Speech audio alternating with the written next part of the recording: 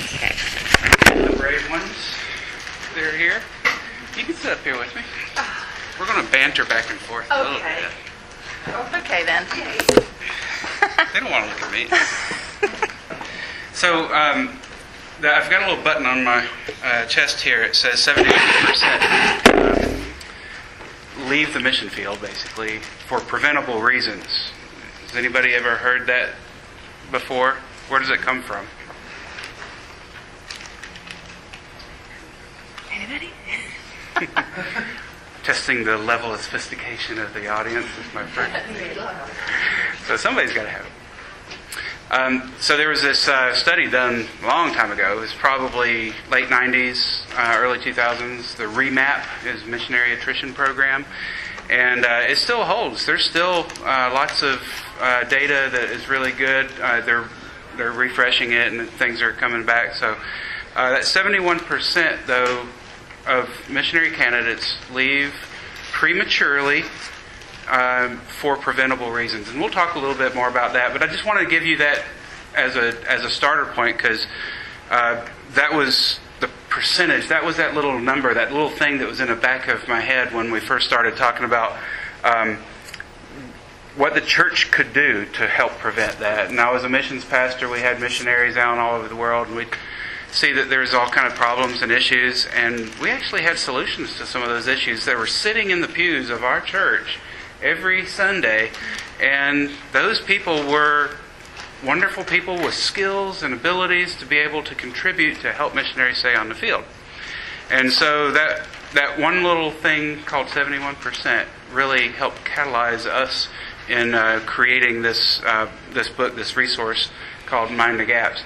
Usually what we do is when we go to a workshop, we'll talk about Mind the Gaps. We'll give a presentation on about how to create that team in your church, and also how to manage that team and how to connect with mission agencies and all. That's not what this workshop's about. Usually that's our comfort zone. So we wanted to kind of step out of our comfort zone a little bit and talk about how to fight fair. And Lorraine and I have been married for 25 years. And so we're going to pull a little bit of our marriage into this conversation, because we're still learning how to fight fair in a marriage relationship. And so much of what we've learned over the years in marriage can apply to working with missionaries on the mission field. There's also what we talked about. Patrick Lencioni wrote the book on 5 Dysfunctions of Teens. So that's the corporate world, a workplace. Those kind of things can be used in our conversation about helping missionaries and helping them fight fair. And there's also this whole other area of emotional health. Now, we're not psychologists. We're not trained in therapy, marriage and family therapy, but we know a lot of people who are. It's kind of like if you rub shoulders with people long enough, you start picking up on things. You start learning from them. And so we've learned a lot of things over the years, and we want to share that with you this afternoon while it's snowing outside, and you're not at all concerned about that. So thanks for being here. So Mind the Gaps, that's the impetus part of that. We're going to have a slide like this at the very end that has our contact information, so our emails and our mobile phone numbers. And if we work for Avant Ministries, I'm the director of church relations, and we get to travel and visit churches all across the country. We're constantly moving and traveling, visiting churches. So we would welcome opportunities to come and share with your church and how to create strategies for doing these kind of things as well. So just want to give you some advice that comes not from examples to follow, but as warnings to not follow. So we can give you all kind of warning signs.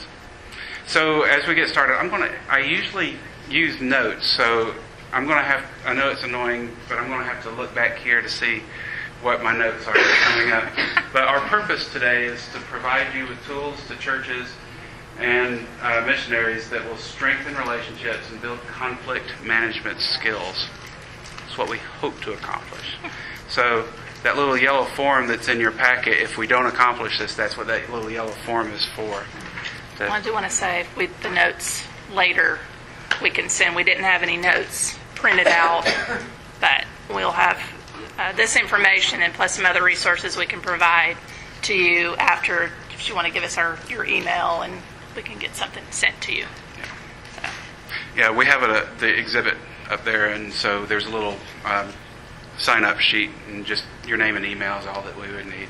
Stay in contact.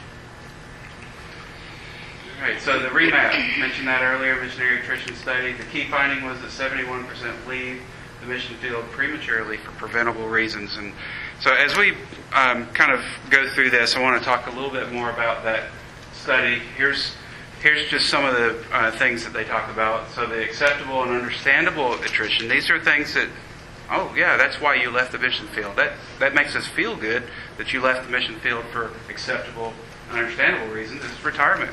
Great. Celebrate. Completing the task. If the church is planted, they're thriving, they're doing their job as a church, and now everything's done. Medical family leave, we don't like to see that, but that's still acceptable and reasonable. They have to leave for medical reasons. And then you see this, it's in quotes, a legitimate call to another ministry. That's a key. When you see quotes, that means something is awry. God's called me to another ministry. It's not that I had problems getting along with my team. It's that God called me to this other ministry. It's not that I was performing poorly and my team leader was always on me and I just couldn't stand the pressure. It's because God's called me. And so this legitimate reason is what you got to weigh into this 71% factor. Now, preventable attrition. Here's what they really started saying. Here's the things that could be prevented. Mismanagement, and that's a team leader issue, that's an organizational issue, that's a systemic issue. Unrealistic expectations. If they want you to plant 30 churches next year in Saudi Arabia, probably an unrealistic expectation. There's some of those kind of things that happen. Systemic abuse, and that just happens, in organizations. No matter how good, fine Christian people they are, there is abuse. Personal failures, moral failures, team conflict. And that's one we're going to kind of hit on just a little bit today, as much as we can. So that, just if you want to throw some numbers into this mix, that preventable attrition, this is the numbers of people who are coming off the field prematurely. Between 7,000 and 10,000 per year. That's industry-wide in the United States. That's missionaries that go out. And the percentage is 5.1%. Now, you think 5.1%, that's not too bad. But that's every year, 5.1%. And that means that an organization has to send out 5% just to maintain the numbers on the field. Usually if they say that they are increasing their numbers by 10% every year, just cut it in half, because that's the number of real growth that their organization is experiencing as a result of attrition. So we want to say these things. These are common sense things. You probably have heard them before. It's not that we're saying anything new, but we're just repeating. We're reminding something. Conflict is normal. It's going to happen. It will happen. If it hasn't happened yet, just wait. And if it's not happening, then it's probably something wrong. Because conflict kind of helps you move from one thing to another. It's inevitable and it's productive. So, good conflict, clashing of ideas, people that are getting into a room with different perspectives, different backgrounds, different ways of doing things, often produce a far greater product at the end. The corporate world recognizes this. Marriage world, she does things that I can't do, and I do things that she can't do. And there's a good health, especially when we can recognize that, when we can say, I see this about you, that you're doing. She was just editing some of our website. I was like, it's just driving me crazy. But she loves to do that kind of stuff, right? She loves the details. She'll sit in church, and I'm just going to tell her for a little bit. She's one of these people that sits in church with worship folder, right? Circling the errors, the edits, she's catching all the little things, and it's just a natural thing that she does, and that's why you won't see any. I hope not. You won't see any edits or any kind of problems in any of our books, and it's an amazing skill, something that I have no clue about. I overlook stuff. I put together a lot of this PowerPoint. You'll probably see them as she looked up here, right? So if you didn't have her up here, you would be editing all my mistakes on the PowerPoint. What is it like to be different in a relationship?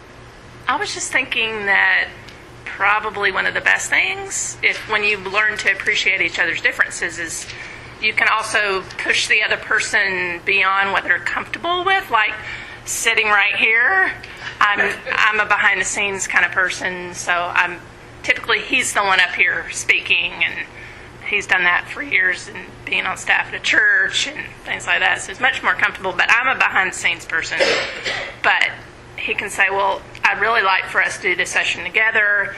And I'll actually talk about this in a minute. A really practical example of the emotional part is in your brain, but it'll be a good example because your initial response is, I can't do this. But then she's like, no, just give it a few minutes and your brain catches up. But I think we do this for each other. We actually will help encourage each other to step out and be a little bit more comfortable with something you're not used to doing. So that's what I appreciate. I've always appreciated about him, is he does that for me. So,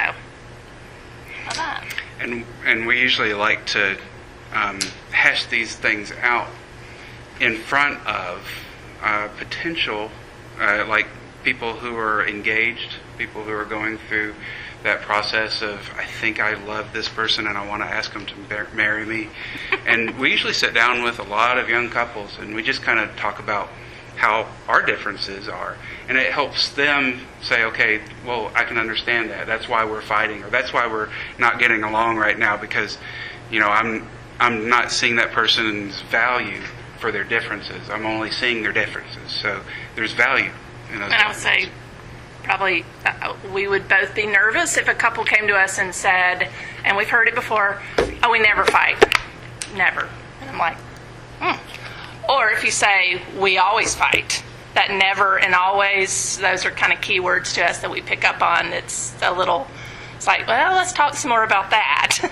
If you never fight, what does that look like? And if you always fight, what does that look like? So, now you apply that to a mission team. So what my assumption is that you guys are church leaders or agency leaders, and you have missionaries that are on the field, and they start coming to you saying, we've got these problems, or you start hearing rumblings that maybe they're not getting along so well, maybe they're not being very productive. There's some signals, some signs, some red flags, and talking to them just a little bit, finding out how they're doing, what they're experiencing, what's the kind of conflict that's going on. Is it healthy conflict or is it non-productive conflict? Then what we want to do is provide you with a few tools in order to help them realize and value each other, to make that conflict, which is inevitable, which is also going to be a normal part of their process, but help it to be productive. And so some of these tools just have helped us. Just to give you a little bit of background, we experienced about a 3-year period of time in our church. The church that during the 3 years that we were doing the research and writing the Minding Gaps book, we were actually experiencing extraordinary conflict in our church. And just the bigger picture here, our pastor of 20-something years left the church. It wasn't a very clean departure. Our church went from over 2,000 people to 700 people in those 3 years. We went from having 18 pastors on staff, and I was the 9th one to leave. So over those 3 years, the extraordinary conflict was anything and everything. It was some things that were petty and some things that were very profound. But we had 23 consultants that came through our door in those 3 years trying to fix us, And so I never want to be a consultant. I never want to be considered a consultant. I just want to provide you with tools, things that were helpful for me, things that were helpful for us in coping, and also helpful in taking the church to a more healthy level, which hopefully they're getting there now. But that was a 3-year period of time where we read all these books 3 or 4 times. There's things circled in them. There's pages that are ripped out. There's all kind of stuff. So that's what we want to provide is just some simple tools for you to help your missionaries that are on the field, their team experience, as well as any kind of things that's happening between your church and your agency. So conflict is productive, is that what you say? Tough times force us to grow.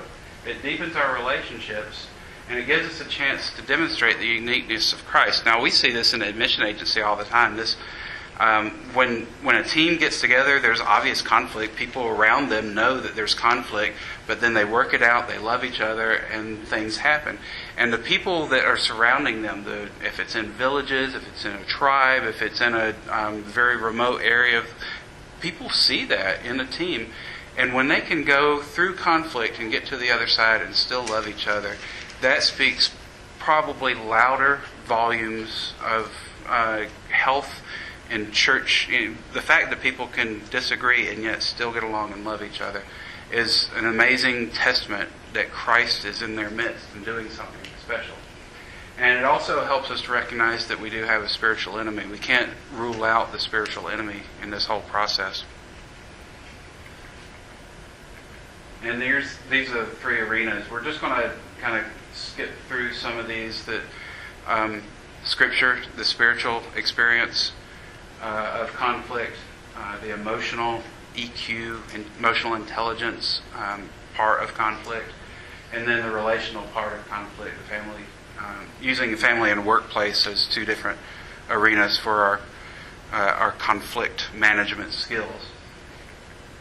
These are helpful tools for your toolbox. I remember he put the toolbox up on the stage last night, and I was like, oh, that's good. The toolbox is exactly what we want to provide. I don't want to tell you how to do things, but at least give you tools so that you can take the philosophy there. So here's where we're going to start. Generally speaking, and when I talk to missionaries that are on the field and they're in the midst of conflict, the number one thing that gets brought up, that number one thing is that there's a spiritual problem, that they're fighting over maybe theological, doctrinal issues, they're fighting over methodology in the church that they're planting, they're wrestling over something, and whenever somebody's the bad guy, he's the one that is accused of maybe not being a Christian. He's accused of maybe being the one that is a little shaky on his theology. He's the one that may not be. So that's always what you psychologists might call the presenting problem. The first initial problem, that first thing that they talk about, is the spiritual side. So I just like to start with this. This is Matthew 18, 15 through 20, and usually in the context of church discipline.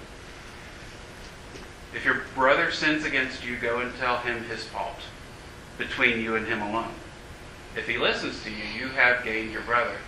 But if he does not listen, take 1 or 2 others along with you, that every charge may be established by the evidence of 2 or 3 witnesses. If he refuses to listen to them, tell it to the church. If he refuses to listen even to the church, let him be to you as a Gentile and a tax collector. Truly I say to you, whatever you bind on earth shall be bound in heaven.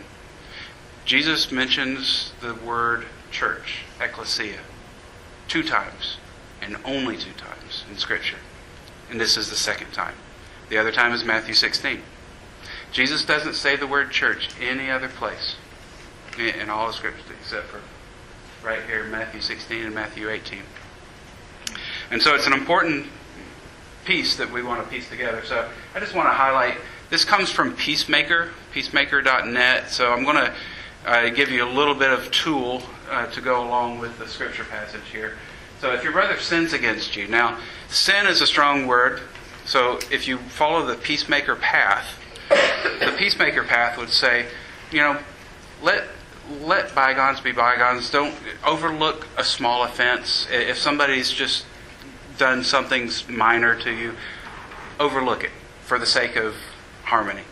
But if he sins against you, which is a deeper step, that's a little bit more proud. Your responsibility is to go tell him his fault. And it says between you and him alone. So it's like just you two. Don't try to bring in all your people. Don't go gossiping about them and find out what you should do. I mean, that's the spiritual thing to do, right? You go to your friends and find out, I've got this problem with my friend, and his name's Kurt, he's doing this over here. And, that's just not the right thing to do. You need to just go and talk to him first. Even if you don't know what to do, what to say, go and talk to him and him alone. Just a little word of caution. If it's a female and a male, if it's male and female, you probably should bring someone along with you. Those are always going to be tenuous no matter what, and it's just good, wise advice. It's not in Scripture, and this is one of those things like Paul says, it's not the Lord that says, but I that say it. So my advice is take someone along with you of that other gender and talk to them. So between you and you alone. Next step. If that doesn't work, then take one or two others along with you. And you've got to choose them wisely. Don't bring somebody that's going to just be on your side and is going to pounce, but bring somebody that's a little more neutral. Make sure that you're using good, solid wisdom, and treat that person like you would want to be treated. So bring a neutral person along with you. That's another thing that Jesus says about treating others as you would want to be treated. I don't know, it's in the Bible somewhere. And then the next, tell it to the church. This is where I would, if you're on a ministry team, you're somewhere overseas somewhere, and there's not a church to go and tell it. It's not the application here is not to go tell it to the church back home, but I would recommend these. Tell it to the church. These are just some other avenues of authority that you want to look at. One would be just check out that authority structure. It could be the team leader. So your authority structure in a place where there is no church yet, your team leader might be that next line in the authority structure. The next line would be the member care person for your mission agency. Sometimes those two are combined. Depends on what agency you're with. The sending organization, so that's like the headquarters, the folks back here at home. And then the sending church. Talked about Todd Rasmussen from Bethlehem Baptist. They've got a really well-defined member care structure at their church. So you don't just go find up on Sunday morning and get up on stage and start telling everybody what's going on over there, but find those people who are part of the missionary care and member care department at your church. And I always like to have all the missionaries have a confidentiality policy that they are in agreement with at their church, between their church and their agency. Sometimes it's called a memorandum of understanding. You might hear the word MOU. Memorandum of understanding would be a great thing to have for all of your relationships. And usually think about worst case scenarios. What that worst case scenario is going to be in that in that conflict. Right. There is an example in the Mind the Gaps book. You can buy the Mind the Gaps book and get that, but you can also get it for free. So I like to give you free things too. So on the website, Mind the Gaps website, we've got all kinds of different things. Memorandum of understanding, examples, there's confidentiality policies. They're all provided for you free on our website. But feel free to buy the book. It's a good book. It is. All right, and then the next one. So if he refuses to listen even to the church, treat him as a tax collector. And this is the hard part. This is there's church discipline, all the words, holding people accountable, all those hard things. But it's part of Scripture, and we have to obey. Even in the hard parts, we have to obey it. And so in today's lingo, that let him be to you as a Gentile and a tax collector. How do you interpret that? What does that mean for us? I mean, tax collector, I got a friend that's IRS agent. I mean, he's a good guy. I'm not going to treat him that. But redemption is the desired result. You want the desired result to be that person being redeemed and restored to fellowship, even when discipline, church discipline, is applied, even at that point, you want to be redemptive in your relationship. And I brought this up. This is Paul, and he's got some harsh words. Just look down at the bottom. When you are assembled in the name of the Lord Jesus, and my spirit is present with the power of our Lord Jesus, you are to deliver this man to Satan for the destruction of the flesh, so that his spirit may be saved in the day of the Lord. I mean, he had some really harsh words. Paul was a little bit loose with his words in Scripture. I mean, if you actually read the Greek and in Paul and the Aramaic and all that, he used some pretty strong language. And this is one of those times where he uses really strong language here about Satan and delivering him to the Satan. But that last part, it's a redemptive part, right? It's still even destruction of the flesh, but so that his spirit may be saved in the day of the Lord. And I think it comes back in 1 Corinthians here. Let me go back to this here. So, let him be to you as a Gentile and tax collector. So, there's a redemptive part that needs to be fleshed out. You're releasing him. You're letting him be a Gentile so that he feels the pressure of not being a part of that community anymore. And then at some point he'll be coming back. And that's just that practical part of our faith that we need to concentrate on. Quick story here.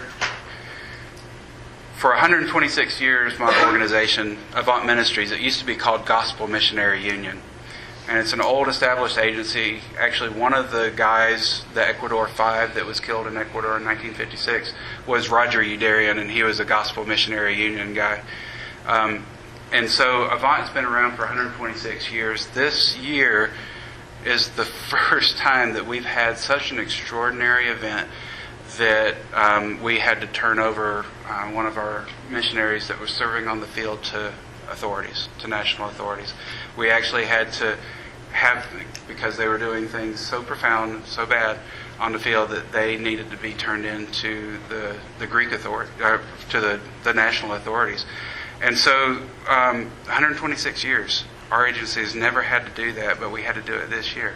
So this is one of these turning over for redemptive purposes. We actually have to do those kind of things. And times are changing. Hopefully it'll be another 126 years, but we never know. But 126 years, and this is the first time we've had to do something like that. If you look at peacemaker.net, you're going to see some things here about the responses. And they use some words. You'll get used to it. Peacemaker is what you want to be, and that's peacemaker is in this area here. Now there's also a peace faker and a peace breaker. So the peace faker is over here. You know, yeah, everything's going okay. I'm doing fine. Everything's good. Fine. You know what fine means? Freaked out, insecure, neurotic, and emotional. So they're over here. They're in denial, or they flight. That's kind of, you know, I'm getting out of here. I'm not going to put up with this. And suicide is like that extreme, I'm getting out of here. Peace breaker, and this is, who was talking about, Lencioni was talking about his Italian, or his Irish heritage, you know. Peace breaker, he was, you know, very aggressive. And so assaulting people, litigation, even murder, these are peace breaker things. But we want to be here in this area of peacemaking. And this is such a helpful tool so that you can present it to that team that's going through and say, okay, identify where you are. And then have other people say, okay, identify where this person is. Just this one little tool will help identify where they are in the process and helps them see where they need to move to. So you've got overlooking offense, you've got being a reconciler, negotiation, mediation, arbitration, and holding accountability. So these are all positive things, but there is a spectrum that happens in there. So hopefully that peacemaker.net is the website, and there's lots of other information that you can get out there. Okay. All right, I want to go play a video so you can introduce it. Okay. Well, how many people have seen Inside Out? Yes? Yes. Raise your hand if you have. Yes.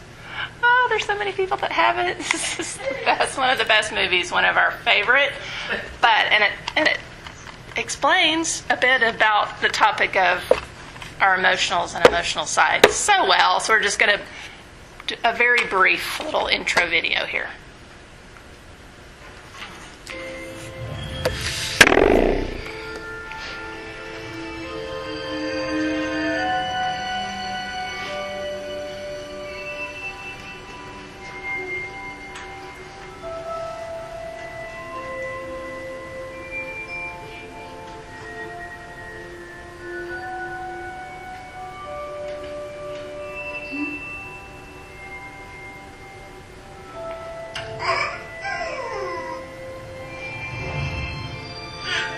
She was. Hello. Riley. Oh, look at you. Aren't you a little bundle of joy?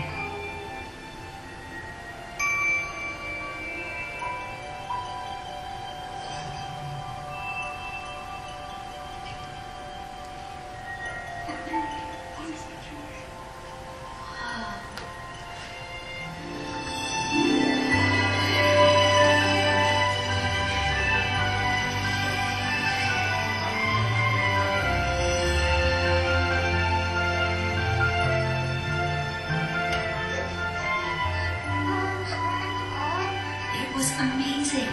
Just Riley and me forever.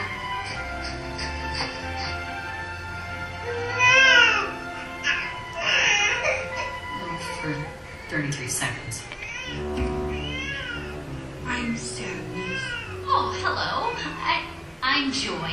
So, can I just, if you could, I don't know, fix that. Thanks. And that was just the beginning. Headquarters only got more crowded from there. Very nice. Okay, looks like you got this. Very good. Well, let's look out! That's Fear. He's really good at keeping Riley safe. Easy, huh? Hi, back! Oh, we're good. Good. Thank you. Thank you very much. And we're back.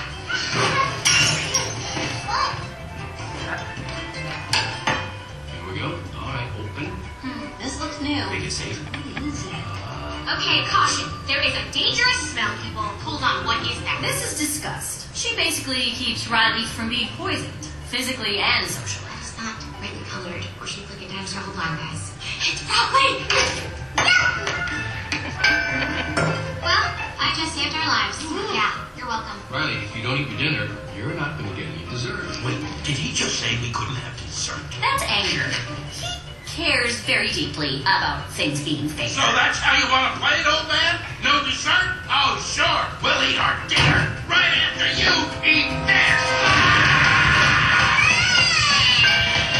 Right. Here comes an airplane. Airplane. We got an airplane, everybody.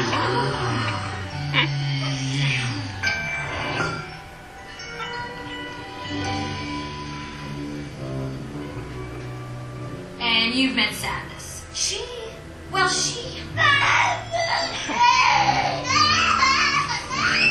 I'm not actually sure what she does. And I've checked, there's no place for her to go. So she's good, we're good, it's all great. Anyway, these are Riley's memories, and they're mostly happy, you'll notice, not to brag.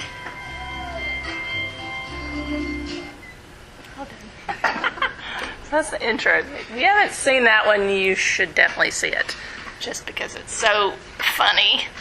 But it really helps us see what our emotions might look like on the inside out. So David mentioned this Emotional Intelligence 2.0 book. Who has seen this or heard of this? Couple? Maybe the same ones, maybe, that you've seen this before. In this book, thank you, I already changed the slide.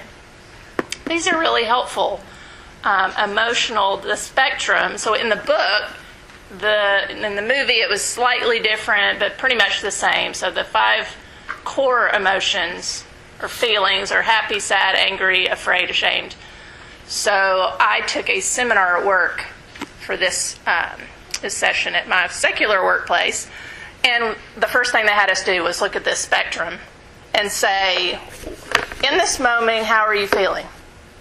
So you can kind of, instead of saying fine or I'm okay, I feel good, and this helped us be a little bit more descriptive with maybe the intensity of kind of being able to express ourselves. So you look at one, say angry, I'm just uptight, annoyed, a little bit.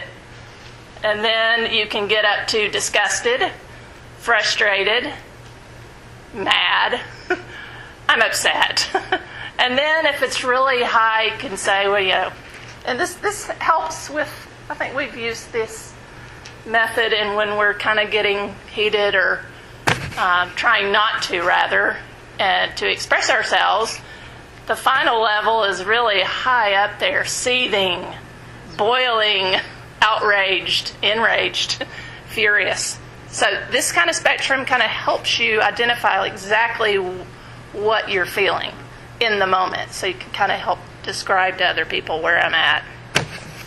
So I feel like this is a really key part in the Fighting Fair talk here about emotions, because they really do play a key role in relating to others and dealing in the conflict area, and understanding them in ourselves and other people can help us handle situations better and hopefully avoid some unnecessary instances. And no, I'm doing this emotional topic. Yes, women are typically more emotional, in touch with our emotions, but hopefully the men in the room are not checking out and saying, well, I don't need this, because it's so applicable in men and women. And especially the information in this book, it is really, principles in here are so practical.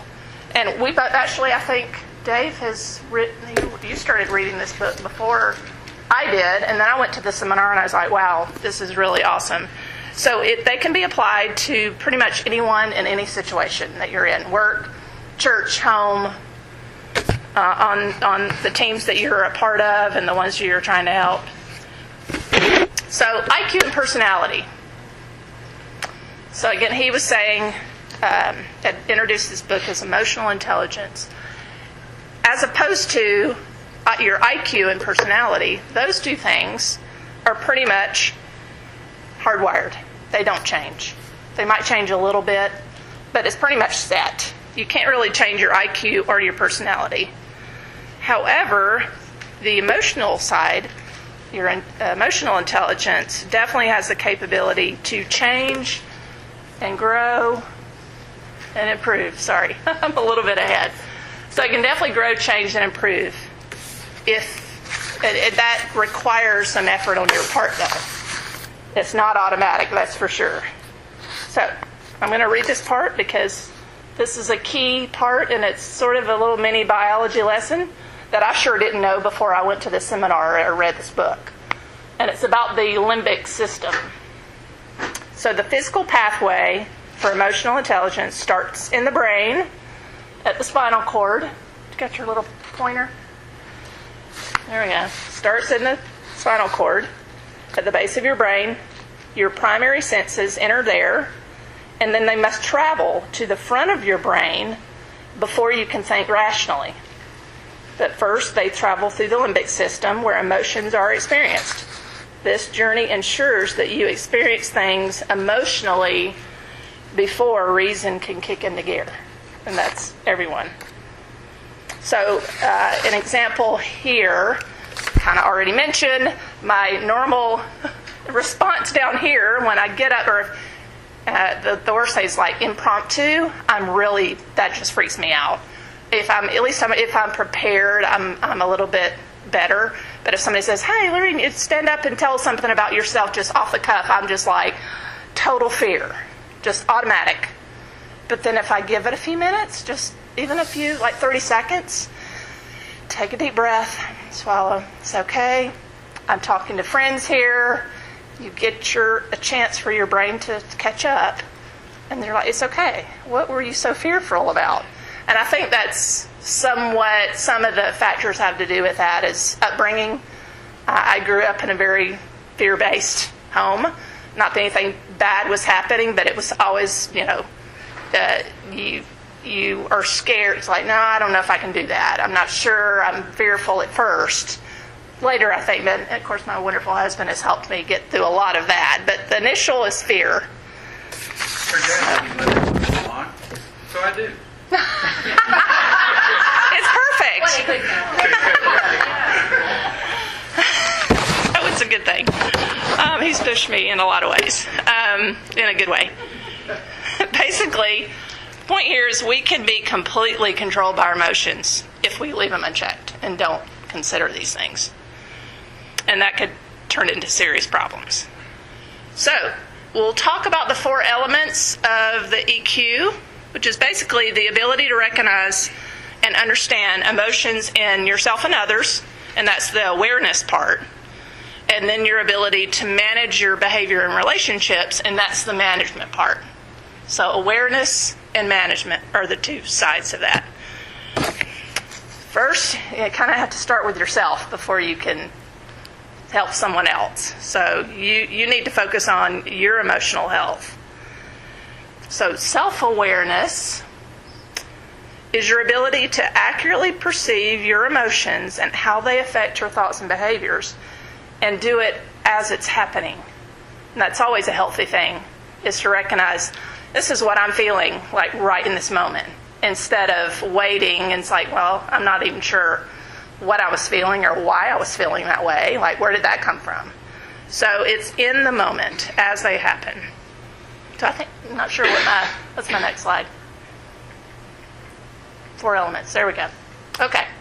So the great thing about the book, too, it gives a little bit about each of the 4 areas, but it also gives you key strategies to use for every one of the 4.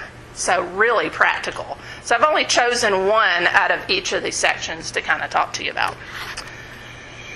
Under self-awareness, know your pet peeves and triggers. Who or what pushes your buttons? And if you're married, you probably, for any length of time, you probably know, your spouse knows what those are. And that can be good or bad.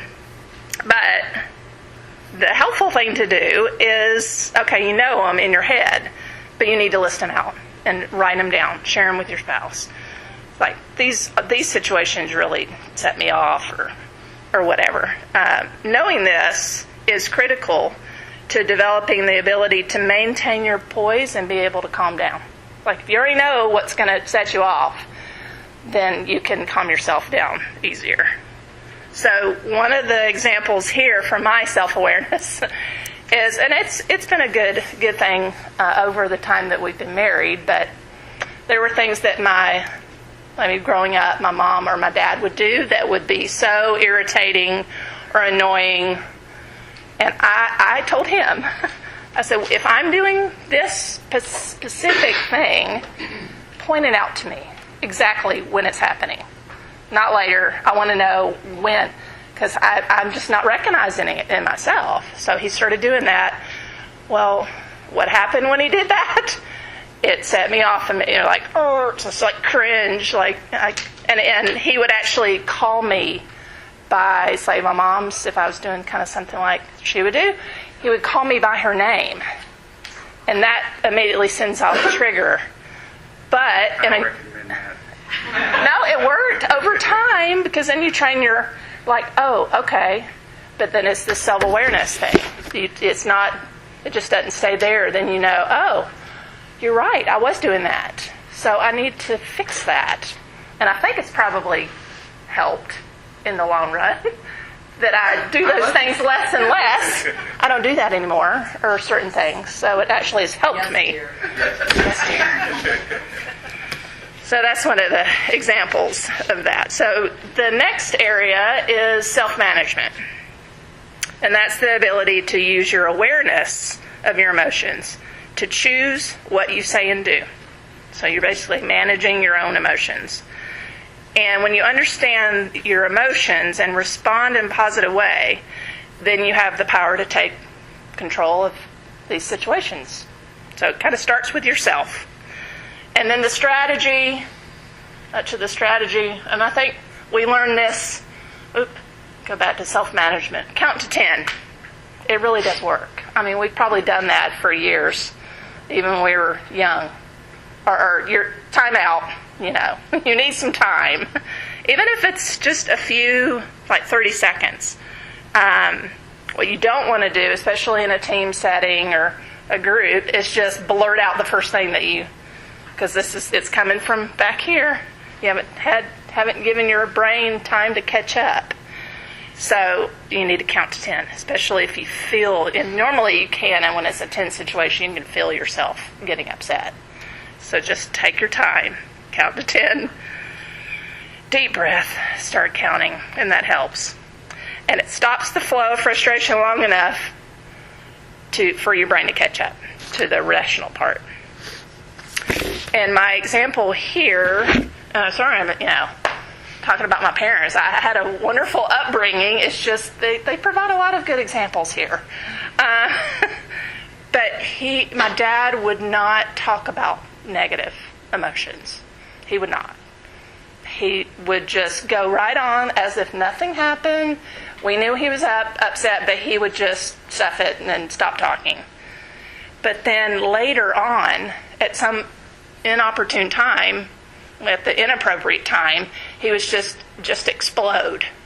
And it would finally all spew out. And it really was kind of like a volcano just waiting to come out. But in this case, there was no awareness, no self-awareness, and no management.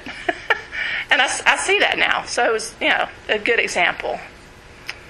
So then the social side is how you deal with other people, is your ability to accurately pick up on emotions of other people and the cues that might be giving you, even though they might be saying one thing, they might be meaning something else. The strategy here is active or reflective listening. So you're actually listening to the tone or speed of the volume, maybe not what they're saying, but how they're saying it, what's not being said. Stop everything else and just focus and listen to them until they finish speaking. And then it's really hard to do this, and I try to practice it, but I find myself, somebody's saying something to me, I'm already thinking about what I want to say back. It's so hard to control that. But just try to stop that inner voice and wait for the other person to stop talking. And then, even a harder thing to do would be to repeat back what they've just said. Does anybody use that method very much? It's really hard. I don't know why I have tears coming out of my eye. I don't know why. Anyway, this takes some practice, especially in a heated moment when you have a very difficult conversation going on with someone, is they say something and then you reflect back in your own words what they've just said to you. And it's usually, you can be right on or you can be really wrong about what you thought you heard. So this is a really good practice, especially in a really tense or difficult situation. And that's really hard for me when I'm trying to talk to somebody and they're talking over me, or not letting me finish, or they think I know what I'm going to say next. I'm like, no, that's not what I was going to say. And then finally, the fourth area is relationship management, which is the ability to use the awareness to manage interactions with others successfully. And then I'm glad Laura May and others have already touched on the trust issue. This is the build trust through your vulnerability. That was such a good word and term that they talked about this morning, just to be open and vulnerable with that other person. That just takes down the notch so further. If you're in a tense situation with someone and you're talking, it'll take it down immediately, just to be honest and open. It also includes keeping conversations confidential. You can share difficulties from your own life, but we're not trying to fix. And one of my examples is sometimes he just is sharing with me something that's happening, and I immediately want to go fix it. well, you could do this or you could do this. And he's like, I really need you to just listen. So maybe if you could say that up front with someone and just say, all I need you to do is listen to me right now.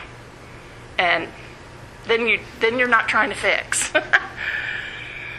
So I really feel like the book can be, as Dave said, a really helpful tool for your teams at church, your mission teams that you're helping. Even order a copy. You can do this online with them. Get a copy to send to the missionary. Go through this, work through this book together as a team. I would highly recommend that. And one key thought as we're closing. One more before you do that. Missionaries are strong, independent, and usually display a high level of endurance, which are good qualities. But I think it's been said before, sometimes that will prevent them from sharing because they don't want you to know or be that vulnerable with their emotions and what's really going on. So I would just have them encourage them to do that. So the final way you can show emotional support is walk alongside them in the midst of conflict, help them know it's normal and okay, mostly. Listen without judgment, build trust, and don't stop their inertia, but walk through them moving forward. Right. All right, so we have other resources up here that we brought. I want to enter into just a few minutes of question and answer here at the end. But this was, so this right here may have felt just a little uncomfortable for you guys. I want you to know that what we were trying to do here, not just the content that we were sharing with you, but we were opening ourselves up. We're telling some things about our lives and our history so that you kind of felt just a little bit of tension. We wanted you to feel just a little bit of uneasiness when we share about, family issues, with our relationship issues, with our parents and those kind of things, because that vulnerability is not only hard for us being able to share it, but it's hard for you to hear it, right? And that's one of those things that you need to be aware of when you minister to missionaries on the field. Because the good thing is that you're vulnerable with them. And the hard thing is everybody's going to be uncomfortable, both you as well as your workers that are on the field. So we kind of wanted you to feel just a little bit of tension in that as well. So that's why we opened a little bit into our personal lives. And I'm really glad that she did not share the time that I shot her in the face with a squirt gun. Wow. And the time... That was a long time. I'm glad she shared another experience rather than that one. It was a $25 Super Soaker. It's the greatest squirt gun in the world. Anyway. We were very young in our marriage. That was a long time ago. Yes, we were. So any questions, anything you guys might have comments about? Can you repeat the website that you had said? Peacemaker.net? The mind, the term mind, Yeah, mindthegaps.org. mind the gaps. Gaps with an S. Yep. We've got cards out on the table too, so if you want to pick them up, it's got the website and all that on.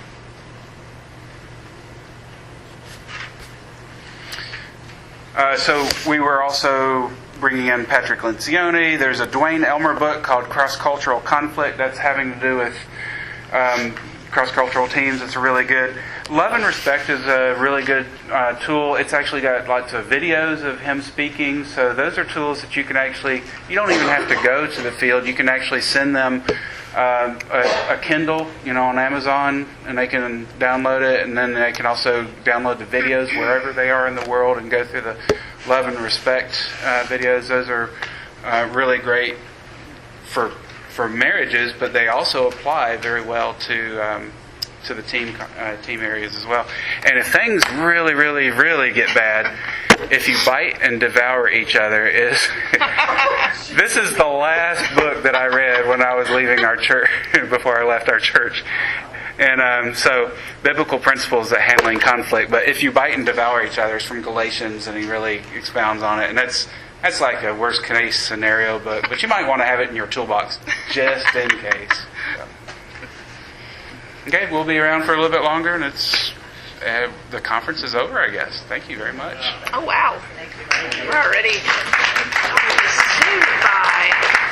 I just want to underscore that they really give you some good tools. These books, I know Dwayne Elmer, the emotional intelligence piece, I encourage people to really do some work on that.